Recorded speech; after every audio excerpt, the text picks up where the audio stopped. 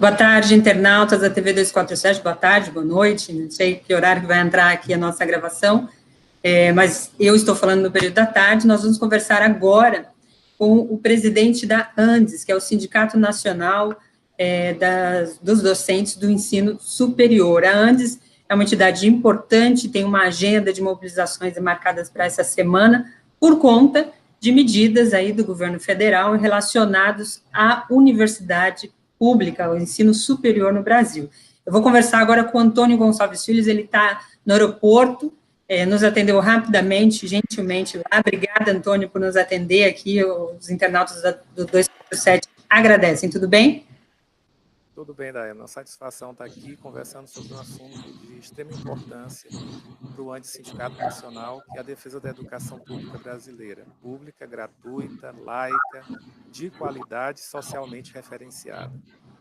Nunca palavras como essas foram tão importantes, né, Antônio? O ministro da Educação, Abraham Weintraub, está hoje, terça-feira, dia 7, no Senado de Educação. Ele deu algumas declarações tentando justificar o que ele chama de contingenciamento, e não corte, dos 30% das verbas direcionadas aos institutos federais e às universidades públicas. Como a ANDES avalia esse corte e quais as medidas que a entidade já prepara, se organiza diante dessa decisão do governo federal?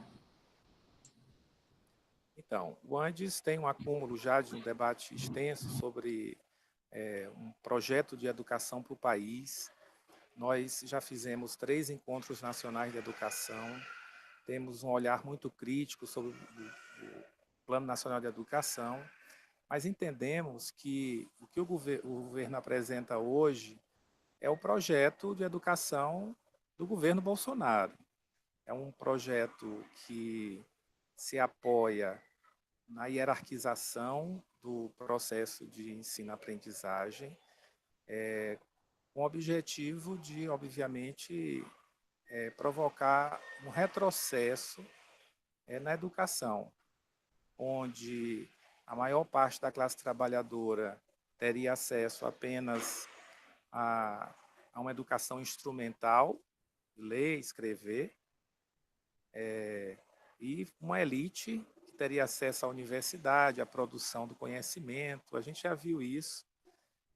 Então, esse é o projeto.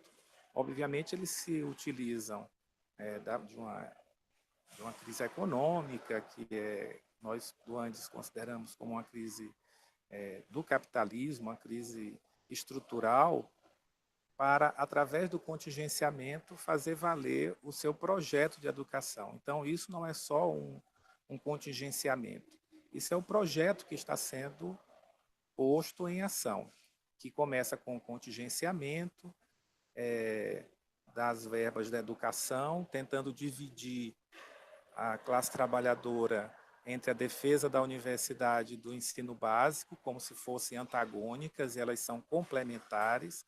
A gente não vai conseguir desenvolver o ensino básico sem que a universidade forme professores, por exemplo, né? E é horrível ouvir de um ministro da Educação os critérios que ele utiliza para dizer que tem que cortar em ciência e tecnologia e tem que cortar em disciplina, em conteúdos, em campos como a sociologia e filosofia, com o argumento de que não tem impacto. Qual o critério que ele utiliza para verificar o impacto de uma pesquisa no campo da sociologia ou da filosofia? É porque tem uma concepção instrumental de educação que tem que transformar tudo em lucro, né? Aquela educação voltada para o mercado de trabalho, e não uma educação que possa ser capaz de emancipar cada homem, cada mulher, que é o que a gente quer. E eles querem fazer um processo educacional que persista com o processo de alienação do trabalhador e da trabalhadora brasileiros. E a gente está justamente na contramão disso. A gente quer uma educação que seja emancipatória, uma educação que vá para além da habilitação para um fazer laboral, né?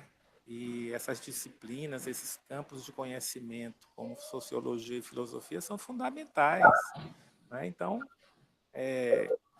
não se sustentam do ponto de vista lógico, mas esse é o projeto, e é um projeto que nós temos que combater. Correto. Antônio, essa medida, ela vem em 4 meses de governo, né? São 30%, tanto dos institutos federais quanto nas universidades públicas, que tem como uma das características, e fortes também, não só no Brasil, como na América Latina e em todo o mundo, algumas delas, forte participação nas pesquisas científicas, né? Você falou dessa questão do impacto das matérias, né, das áreas de humanas, que eles colocam de coisas tão distantes do científico, né, porque parece uma visão até primitiva, né, do que é o estudo científico, acadêmico, né, o estudo científico não é só matéria, né, não é só produzido matéria, ele também produz conhecimento, pensamento, reflexões. Vocês, como professores, diante de uma situação tão drástica, né, porque tratar disso, dessa forma, nos dias com apenas 4 meses de governo, demonstra muito do que pode vir à frente. E aí a importância Sim, da mobilização de vocês, não é isso? sem dúvida. Para esse governo, a ciência que não produzir uma patente, que vai gerar um produto a ser mercantilizado, ela não tem valor, né? E é justamente, a gente entende que a educação ela é um direito, ela não é uma mercadoria. Inclusive, essa é uma palavra de ordem que a gente utiliza nas nossas ações. Então, essa concepção é completamente distorcida, é atrasada, é um retrocesso para a ciência e tecnologia e para a educação como um todo. Temos que conviver com ideias como essa, que não vai trazer benefício nenhum para a classe trabalhadora brasileira, não é? Agora, certamente, dentro dessa concepção, é muito interessante para o mercado, né? Esse modo de fazer ciência, esse modo de fazer educação, afunilando e restringindo, inclusive, o acesso ao ensino superior. Correto. Antônio, nos últimos anos, depois aí do golpe de 2016, nós vivemos um período de ações muito direcionadas aos programas que foram feitos em diversas áreas, e particularmente aqui a gente vai abordar sobre a educação. Então, as ações do FIES, a ProUni, os programas de bolsa para alunos no exterior, que foram cortados, enfim, esses últimos anos é um setor que já vem sofrendo bastante com medidas de cortes. Como é que vocês avaliam essa situação do ponto de vista do Brasil, né? A gente está falando de pesquisa científica, a gente está falando de produção de conhecimento. Isso, para a visão da maioria da população, que não tem acesso a essas pesquisas, e às vezes no dia a dia ela tem acesso, mas ela não sabe que isso foi gerado justamente por esse conhecimento, qual o impacto desse tipo de ação para o futuro do país, né? O que isso freia? Porque, e aí eu queria que você entrasse bem nisso, porque quando você fala do ensino básico, parece que é uma coisa mais emergente, né, mais urgente de se tratar, porque a criança precisa estar na escola, né? Então, o governo faz uma conta para a cabeça das pessoas que parece muito lógica. Olha, eu vou tirar aqui de cima para botar para mais para baixo. Essa conta, a população em geral acha que é lógica. Faz sentido isso para vocês? Então, não faz o menor sentido, porque elas, como eu disse inicialmente, não são concorrentes, elas se complementam. Mas a gente está vivendo esse processo que começou há algum tempo. A gente já vem sofrendo no ensino superior cortes. Desde 2015, a gente sofreu corte de mais de 10 bilhões. Depois foi aprovada a emenda constitucional 95, que já foi que possibilita essa concorrência dentro do orçamento, já que há um teto. Isso foi aprovado por 20 anos.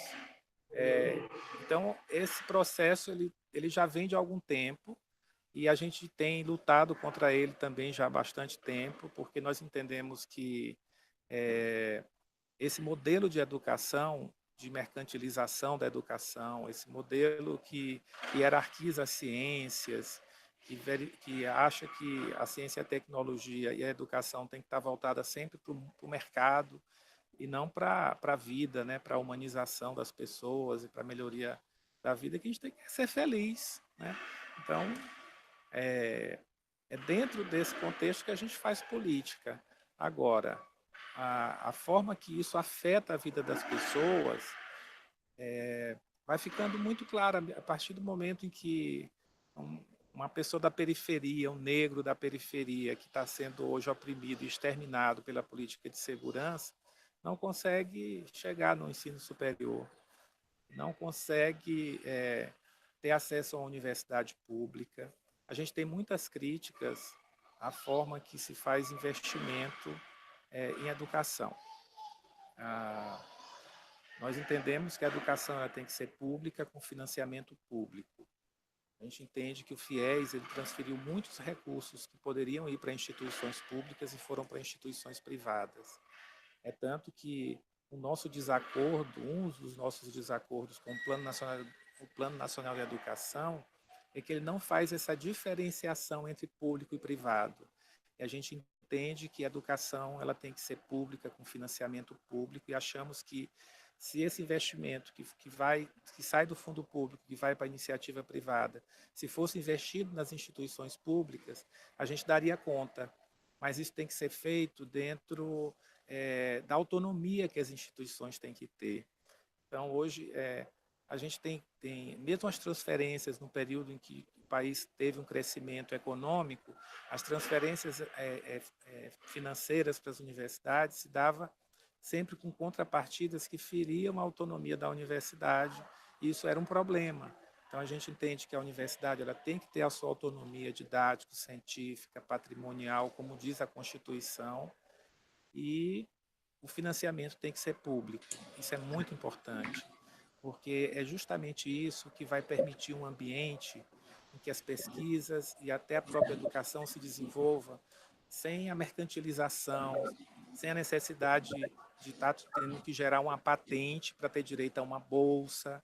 Não é assim que a gente entende esse processo de ensino-aprendizagem e de ciência e tecnologia, né? Agora, as pessoas vão se dando conta. Eu acho que esse debate que nós estamos fazendo aqui contribui, e o Andes tem buscado fazer esse debate com o conjunto, né, da nossa classe e também da categoria docente em particular, para que a gente possa ganhar esse debate, porque essas medidas anunciadas em nada vai trazer benefício para o povo pobre do Brasil, muito pelo contrário. E isso não é algo do momento, isso é a política. Não é um contingenciamento pontual que vai permitir um crescimento econômico e uma recomposição do financiamento da educação. Não. Isso é a política, esses cortes só tendem a se aprofundar. Isso já vem de algum tempo, passa pela emenda constitucional 95 e chega nesse contingenciamento absurdo que a gente vivencia hoje. Era uma tragédia anunciada, né, Antônio? Sim. Queria que é um processo. Queria que você falasse um pouco também, uma das medidas e das declarações do ministro é sobre a questão de filmagem de professores que supostamente, segundo a ideia e a lógica dele, estaria cometendo doutrinação em sala de aula. Muito tem se falado, a gente aqui no 247 também abordou essa questão com vários especialistas, fundamentalmente apontando a questão da liberdade de cátedra. É um ponto que hoje é mais aprofundado, mas você já tem discutido isso com a ideia da escola sem partido, não é isso? Isso. É tanto que o Andes, juntamente com outras entidades da educação, lançou a Frente Nacional Escola Sem Mordaça. A gente fez uma atividade, inclusive, dentro do Congresso Nacional, a partir da contribuição do nosso grupo de trabalho, que é o GTPE, que é um grupo de trabalho de política educacional. E nesse debate sobre a educação, a gente pôde aprofundar esse ponto dos ataques, né? Porque eles estão, para que esse projeto ganhe força, esse projeto neoliberal, retrógrado do atual governo, é preciso cortar recursos e é preciso perseguir os trabalhadores e trabalhadoras das instituições de ensino.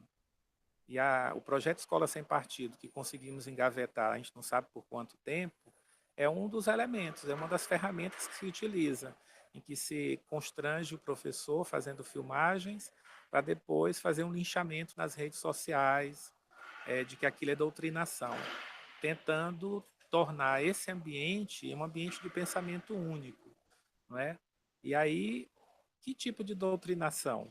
Porque, na verdade, o ambiente da universidade, por exemplo, ele é um ambiente diverso, é de múltiplas ideias, elas têm que fluir, elas têm que se expressar, e desse modo é que a gente constrói o conhecimento, é deste modo que a gente avança. Então, com medidas como Escola Sem Partido, que faz parte do projeto educacional desse governo, eles querem incrementar a perseguição aos docentes, e a gente tem reagido a isso firmemente.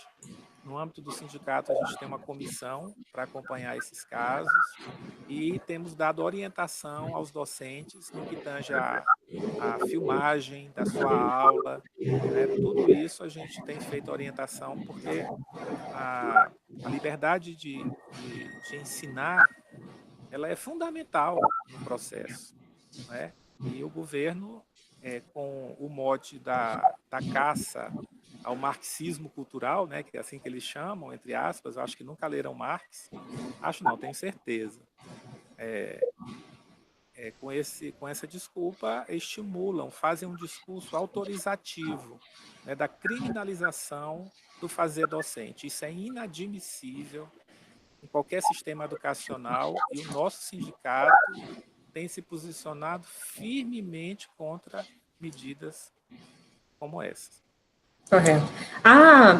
As medidas do governo e a mobilização de diversos setores têm resultado também numa mobilização internacional.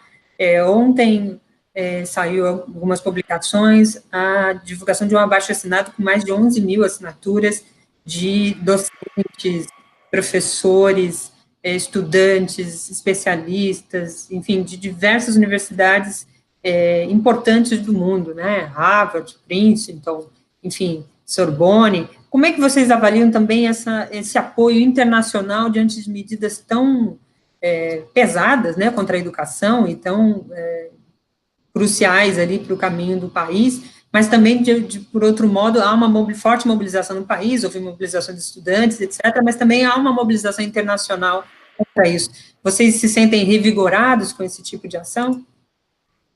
A gente acha que é importante, né, até porque a luta da classe trabalhadora ela é uma luta da classe trabalhadora brasileira, é internacional, né? Porque os ataques que nós temos sofrido, eles se dão em vários pontos do mundo e dependendo do local, com as mesmas características. Então, o projeto do Capital é esse, é um projeto que agora, diante de uma crise, está lançando mão de governos de extrema-direita, são mais intrépidos, né? Não fazem a menor questão mais de disfarçar a sua política, e isso está acontecendo em várias partes do mundo, a ascensão de governos de extrema-direita para poder dar sobrevida à crise estrutural do capital. E quando a gente vê manifestações vindo de outros países, isso nos revigora sim, porque a nossa classe ela tem que se unir em todo o mundo para derrotar todas as políticas que nos retiram direito, para derrotar todas as políticas neoliberais e para colocar a classe trabalhadora como protagonista do seu próprio destino. Correto, verdade. Escuta, dia 15 está marcada uma grande mobilização, uma grande greve nacional da educação. Como é que vocês estão preparando essa mobilização? O que ela pretende paralisar? Em todo o Brasil? Vai ser só nas capitais? Como é que vocês vão organizar esses atos? Então, essa data, ela inicialmente foi debatida na CNTE, né, que reúne, é uma confederação que reúne entidades trabalhadores da educação, e nós do Andes achamos que era importante fazermos a unidade de ação em torno da defesa da educação. Então, aderimos a essa data de 15 de maio, que ganhou força. Então, E as pessoas estão entendendo que não é uma data de trabalhadores da educação, é uma data de todo trabalhador e trabalhadora do Brasil, independente da área. Então, não é um movimento de uma categoria, é em defesa da educação. Então, isso ganhou muita força, a gente está muito animado de que vai ser um dia de paralisação, é a greve da educação. A gente vai parar o Brasil dia 15 para defender a educação pública, gratuita, e denunciar esses contingenciamentos que, na verdade, são um projeto educacional que está em curso. Denunciar esses cortes na ciência e tecnologia também. Hoje, amanhã e depois vão ter ações em Brasília também, no que tange ao corte da ciência e tecnologia, e dia 15 fazermos uma greve geral da educação, como preparação para a greve geral. A greve geral, dia 14 de junho, que está sendo convocada pelo Fórum das Centrais Sindicais, e a nossa central sindical, a CSP com Lutas, está compondo essa força para, em unidade de ação, pararmos o país e derrotarmos essas políticas que nos atacam, que atacam a classe trabalhadora. É isso aí. Antônio Gonçalves, muito obrigada. Nós conversamos aqui com o presidente do Sindicato Nacional dos Docentes das Instituições de Ensino Superior, a ANDES. Queria agradecer a sua participação, sei que você está na correria, é professor também, segundo me informaram, então, além da atividade sindical, tem que dividir lá com provas, com correções de trabalho, etc. Muito obrigada por nos atender, boa sorte, boa luta, contem aqui com o 247 sempre. Obrigado, Helena. Eu que agradeço o espaço, e é muito importante que a gente faça um grande dia 15 de maio para começar a derrotar todas essas políticas aí que estão anunciadas pelo atual governo. Muito obrigado pelo espaço, um grande abraço. É isso aí, gente. Obrigada a todos que nos acompanharam. Continue atentos aí à nossa programação. Até mais. Um abraço.